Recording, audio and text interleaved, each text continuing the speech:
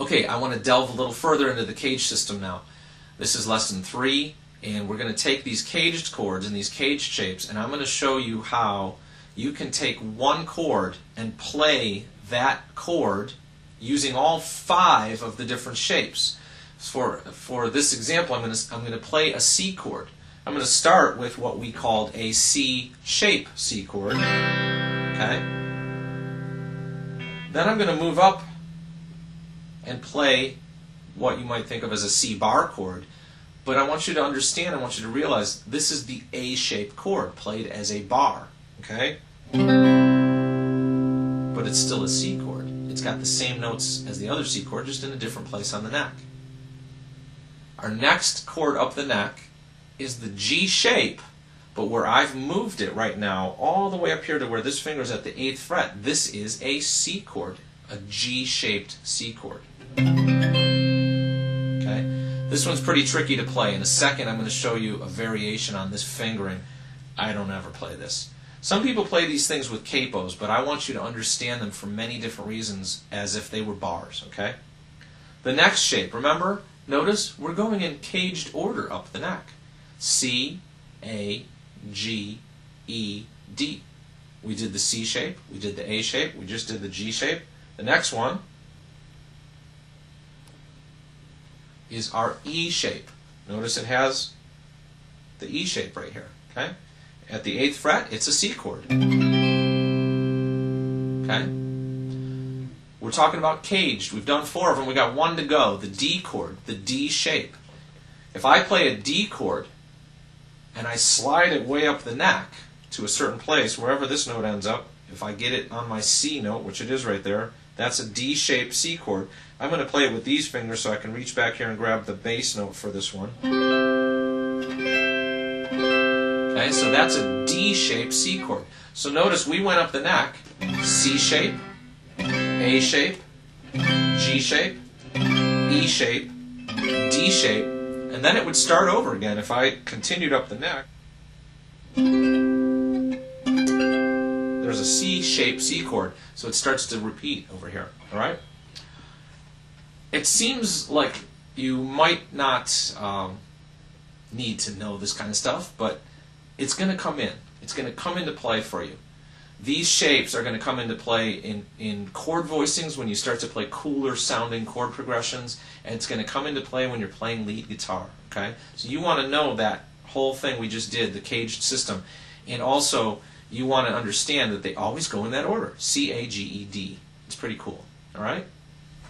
In this example, exercise 2, I want to show you the variation on that G shape I played. The G chord shape is very hard to finger. I don't use this. It's just really very hard to clamp those down. But what we will do, and it's very common in a lot of songs, is I'm going to keep the bar. In this case, it's at the 5th fret. I'm going to replace this finger with my pinky. My pinky's actually leaning on and deadening the 5th string, so I'm just going to strum those 4 strings.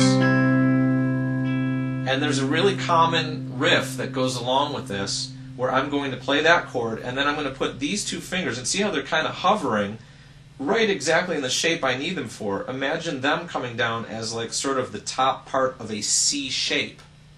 And listen to this. And then back.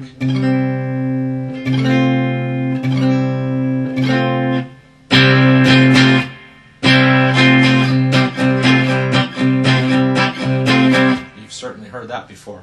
That kind of riff, real roots rock, real cool Rolling Stones kind of stuff.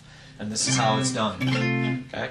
So you want to get used to this situation here. Remember, it's based on the G shape, but I'm using the pinky to get the bass note and just the bar, and then over here I'm throwing in those extra couple of notes. Okay, exercise 3, I want to take those same 5 caged chord positions, and I want to move them up and down the neck, but this time I'm going to play them as an arpeggio, which means I'm playing them 1 note at a time. I'm going to pick 1 note at a time. All right?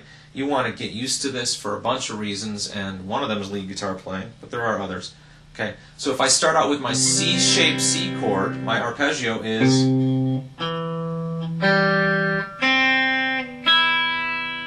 Okay? When I move up here, I'm now playing my A-shaped C chord.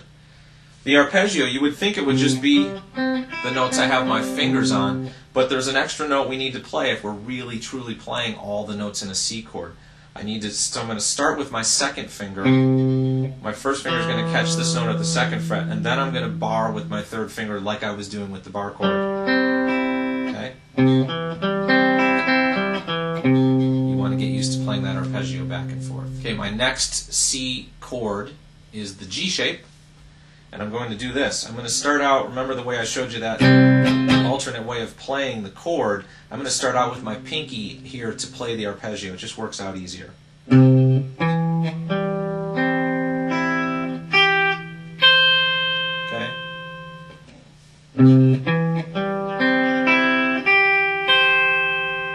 I'm actually adding a note here with my pinky. It's a commonly added note. Next we have our E shape. This one, the arpeggio includes every single one of those notes, and one extra note is going to be right over here at the 7th fret. So I'm going to have to start with my second finger and go.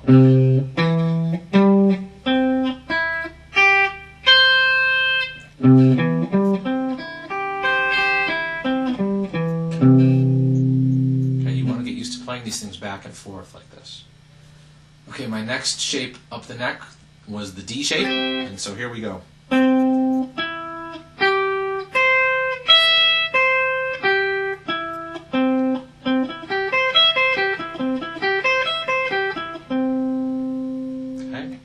And then what happened, we repeated with the C shape. Remember, it came around C-A-G-E-D, and then C comes back in. So way up here.